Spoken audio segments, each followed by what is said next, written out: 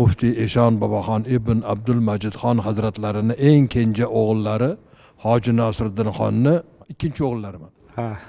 Men nabira u kishiga. Nabira.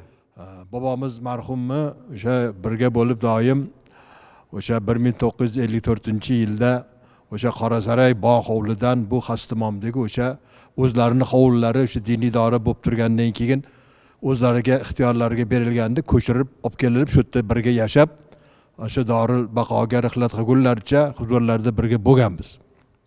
Bobomiz marhum juda bolajon edilar. Men o'sha bolalik davrini eslayman. U kishi shu doim hali mana eslandi bu yerda har kimga o'ziga yarasha muomala qilardi. Ertalab huzurlariga kirib salom berib shunaqa bog'chaga ketyapmiz desak, yaxshi bog'chaga boringlar, o'ynanglar, kulinglar, keyin kelib menga aytib berasiz dedilar.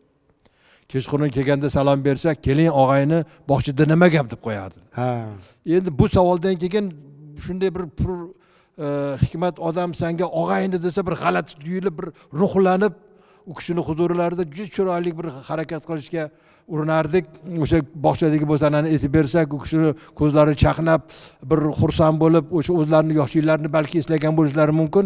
Bir chiroyli qilib, yana keyin o'sha dasturxondagi narsadan olib berib, ana yana o'ynaylar deb chiqarib yuboradi. O'sha Xastimomdagi hovli hozir buzilib ketdi. Endi bobomiz rahmatlik bizani sunnat to'yimizni qilgandan keyin ta'limotni boshladilar.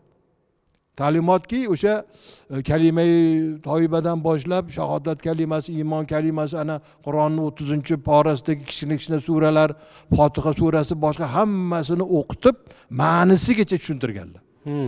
Har kuni kechqurun saboq bo'lardi. O'sha yotishdan oldin, o'ringa yotishdan oldin kelib, yonlarida men, ukam 3 ta o'g'il o'tirib birga o'qirdik. O'sha bobomiz rahmatli yotgan joylarda Fotihani o'qigan, zam qilgan, Ixlosni o'qigan, Nos falaqni o'qigan dedilar-da, o'qiganimizdan keyin duo qilardi. Alhamdulillah mana shu kungacha o'sha bobomiz rahmatlining ta'limotlarida turibmiz. U kishining vasiyatlari bo'lganki, shunaqa menga yo'qlab turasiz, og'ayni dedilar. Nima bilan yo'qlayman sizni deb men bir bolalarcha savol bersam, o'sha Fotihani o'qiysiz, Ixlosni o'qiysiz, Nos falaqni o'qiysiz, menga yuborasiz dedilar.